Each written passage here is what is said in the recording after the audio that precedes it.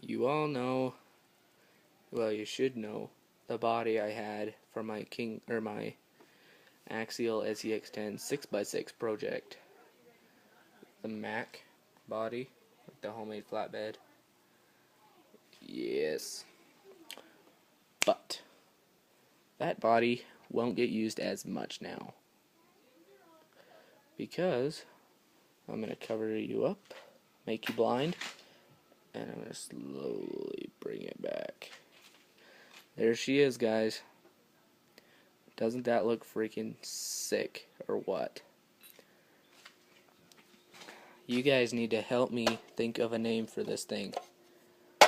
Right now I've just been calling it the Tonka 6x6, because that's what it is. It's got the Tonka, an old Tonka cab on it, as you can tell, with the style grill in it, the twin stacks, and the big air cleaner. And it's got that lean forward cab on it.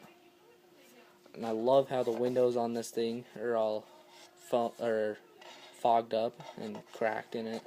I've thought about, since the back one's still perfect, only just fogged, I thought about shooting it with my BB gun, but I don't think I'm going to do that anymore. I've still got the winch up front for running this, which is in progress. It's a snowplow. It's just got a servo mounted right there. Obviously not that servo. That's why. The servo doesn't work anymore. I had some links that I made for a mock-up. Just some standard stock axial links. And they were just cut and bolted like that. One on both sides. That worked, but I had to steal the bolts out of it to mount that dump box. But it swivels, it's got a good flex to it, but it's still really strong. It's got these two pieces right here on it. And then if we walk over here to the messy shelf, move a bunch of crap. I just put a brand new disk drive in my Xbox, so I've got to figure out what to do with the old drive in it. Just take these stock Tamiya suspension brackets, the ones that go on the bottom of the axles of the semis and the trailers, and that's where the shocks hook. Just take this, you see those two holes right there, this bracket just sits right on that and bolts up, and then I take this, and these pieces go under the steering links and bolt to the shock mounts, where the shocks would bolt. So, and it works pretty good. Got the little loop right there. That's where the winch hooks. As you can see, the hook. But back to this. Okay. The dump bed. Yes, it tilts and it goes back all the way. I've got to tie up my Y connector. I've got my Tenergy 7.4 volt 5000 milliamp LiPo in here. Yes, I'm finally running my LiPo because I finally got a charger for it. This is the standard charger I'm using. Just a compact charger. I paid like $8 for it. Works like a champ. But I made a Y connector, or a Y thing, so I can run just one battery, and I can run my speed controller and everything, and my winch off the same thing. I don't know if you're supposed to run LiPos on the standard 3 Racing winch controllers, but I've done that for about a month now, and I haven't had any problems with it. Works like a champ. So I've just got to tie those out to the sides so they're nice and neat. And then I just got my LiPo setting up in here. And then I've got to take this notch for the stock Tonka hydraulic piston thing. I've either got to cut those off or try and fold them up flat up into the bed again, so it doesn't start cutting at my, you can see in there, starting to cut my cables. I don't want it to cut them. So I'm going to move those out of the way. Speaking of, I could probably unplug the LiPo. Maybe if I can do it with one hand. There we go. Just Dean's connectors. Soldered on Dean's connectors. But yeah, the 6x6 is going great. I'm just using the stock axial U-joint shaft in the back, the CVD, and then my new hot racing drive shafts in the front and middle.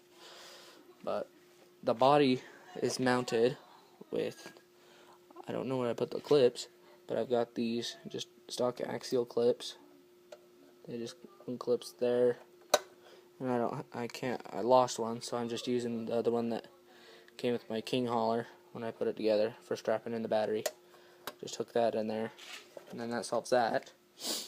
And then the bumper, I drilled these two holes out right here and here. I put some 8/32 by 1.5 inch long bolts, and they're hooked in like that. The bolt just goes through that angle iron that's bolted to the frame. And, I just take one of these nuts right here, just an 8/32 nut, and just take that. It's gonna be a little hard on camera. I've only got one hand, and I just thread that on all the way. Too lazy for I would right now.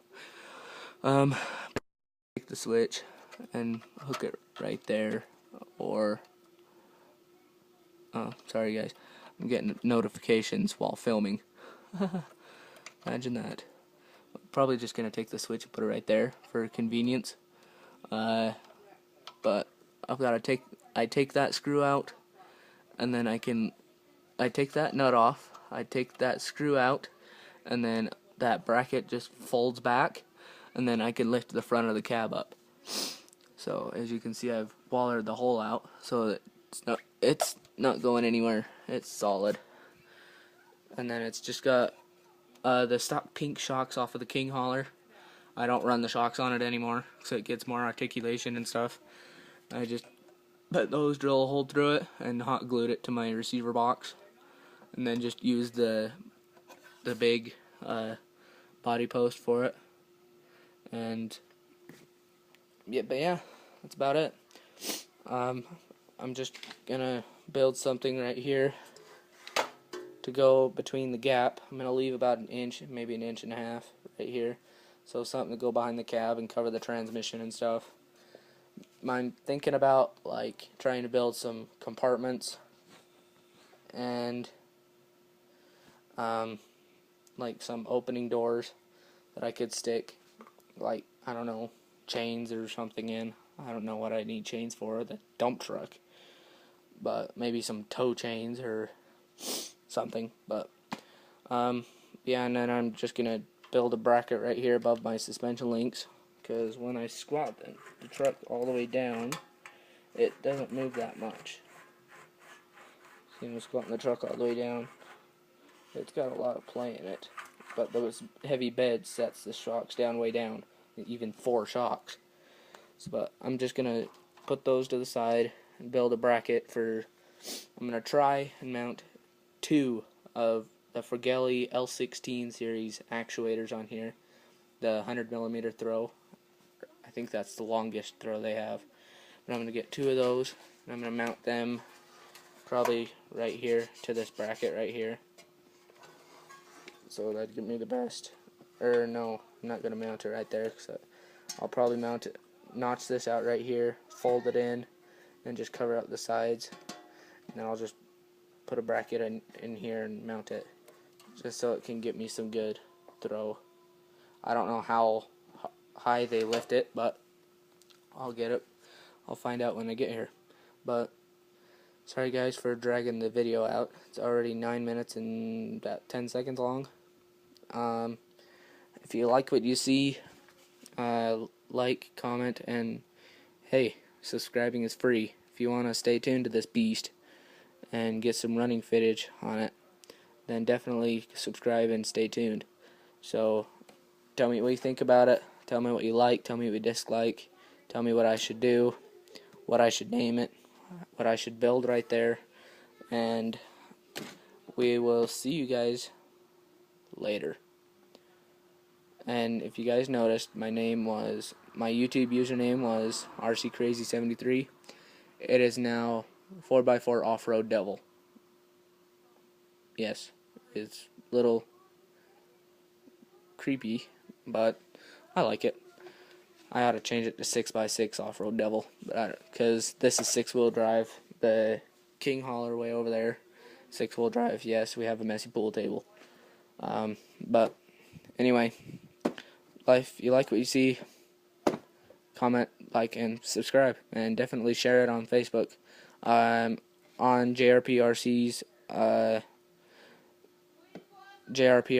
shop on Facebook, so definitely check that out. And a lot of us are on there and like to share stuff and put a bunch of stuff on there. So I guess until next time, see you guys later. Stupid notifications. Okay, bye.